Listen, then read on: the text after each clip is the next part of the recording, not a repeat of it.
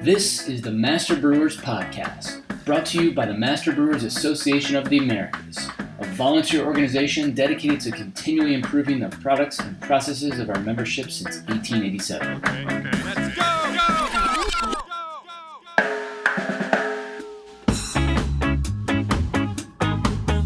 Master Brewers brings you interviews with the industry's best and brightest in brewing science, technology, and operations.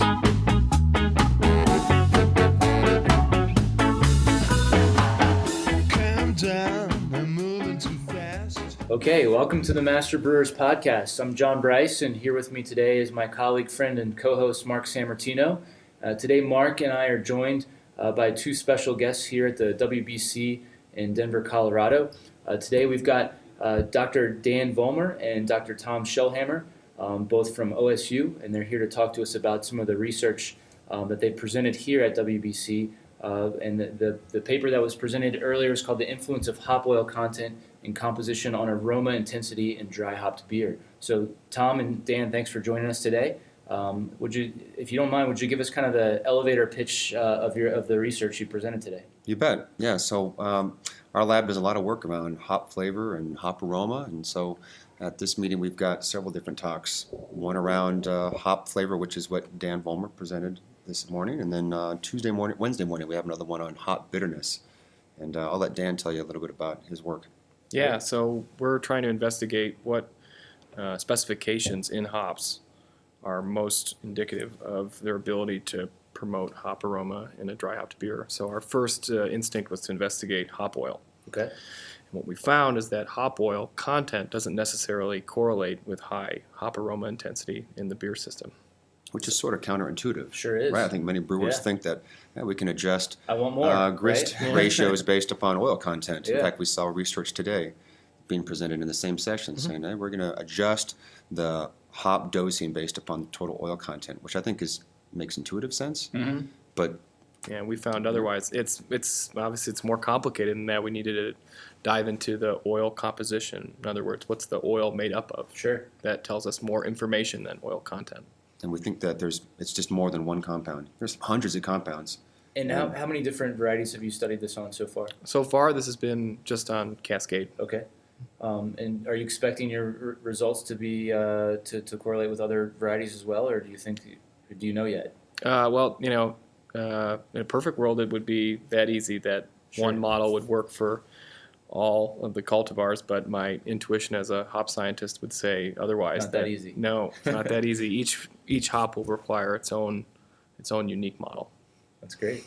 So from a standpoint of the model that you found for Cascade, what specifically would be the driver that the brewers would be looking at with Cascade for dry hopping? Well, there are a number of compounds, and before we discuss that list in detail, we're still in the process of confirming and validating the compounds that exist in that model. Okay. We need to include additional harvest years to really increase the confidence, but we see some other the compounds linalool, geraniol, alpha-pinene, beta-damascenone, linalool and geraniol together. These compounds, At least on the first go-around, seem to be important. yeah, There's no one compound that really drives it. I think people would like to have a very simplistic, Right. or maybe not simplistic, but simple approach. If I just measure myrcene, if I just measure linalool, Mm-hmm. that can be an indicator of hop aroma. So you've got probably a significant amount of work in front of you in order to do some confirmation on what Yeah. direction. What do you tell the brewers today?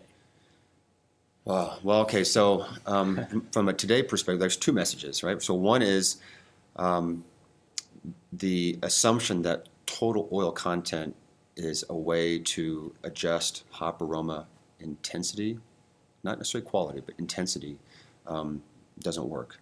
Okay. So that's, even though it feels comforting, it's almost like a random flip of the coin, whether a high oil sample within the same cultivar will lead to a higher aroma. So that's one thing. So if anything, sticking to a constant mass dosing approach for hopping is going to be fine. If you chase oil content, you might actually make the system worse. Okay, so that would be my first advice. And then the second point. yeah, I would say that dry hopping on a small scale is actually prone to sources of variation.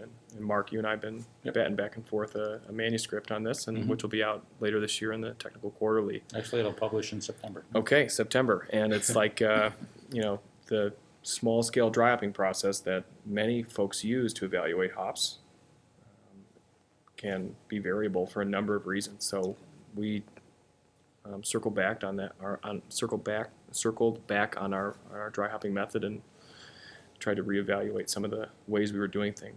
So we blend and homogenize hops before we add them to beer. We use increased volumes of beer within reason.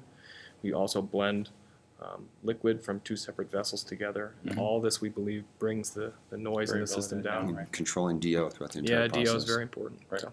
Yep. So I think it's tough then to grab a small sample, do a hand rub, or even do a on the bench dry hop to try to get a sense on potential because of the amount of variation. There may be more variation in that process there is than Have you had sample. a chance to look at some of the methods that are being proposed here for dry hopping, hop additions, et cetera, through some of the posters? And Yeah, I've looked at posters and some of the other hop talks. I've been listening to those, observing them, but we haven't, as a lab, systematically looked at different approaches. But as we sort of wade into this and wade through it, things that are popping up for us are Because there's a lot of technology being presented here that says this will help, this will help, this will help. It'd be interesting to see the academic look at a lot of it to see whether or not it makes a lot of sense. So I'm looking forward to that over the next couple of years. Okay. So going back, we're here at the WBC.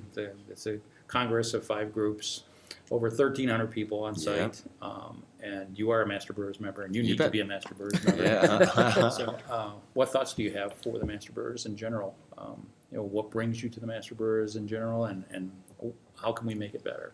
So what I go to Master Brewers for is community of brewers, community of people working on similar projects, working in the same business that have a mindset around production, around getting things done.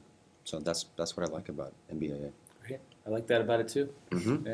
Well, that's an interesting conversation that we've had about the difference between our organizations within SciSoc and how we approach business. The brewers tend to be more on a let's execute mindset. And I think it drives people nuts in some respects, but that's good. So, I think the ASBC and MBA make a really nice complement to each other. It's like they do. the technical precision. Are you measuring what you think you're measuring when you set up a control quality program? That's ASBC, and then MBA is how do we get it done?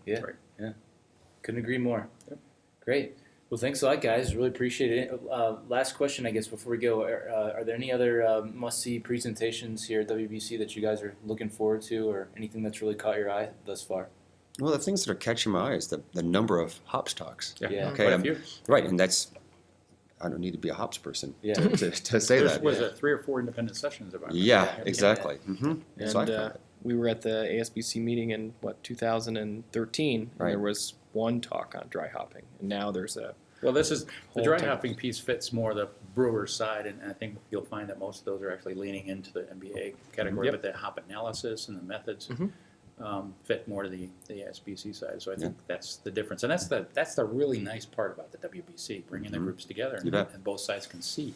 And not only that, you got the JIB and you got the the BCOJ and the EBC and IBD. Yes, exactly.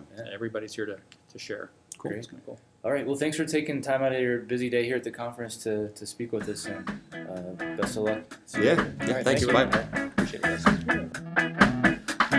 Be sure to download volume 53, number 3 of the Master Brewers Technical Quarterly, where you can find Dr. Vollmer and Dr. Shellhammer's article, Dry Hopping on a Small Scale, Considerations for Achieving Reproducibility, as well as lots of other great articles that will help you make better beer. Just head on over to mbaa.com.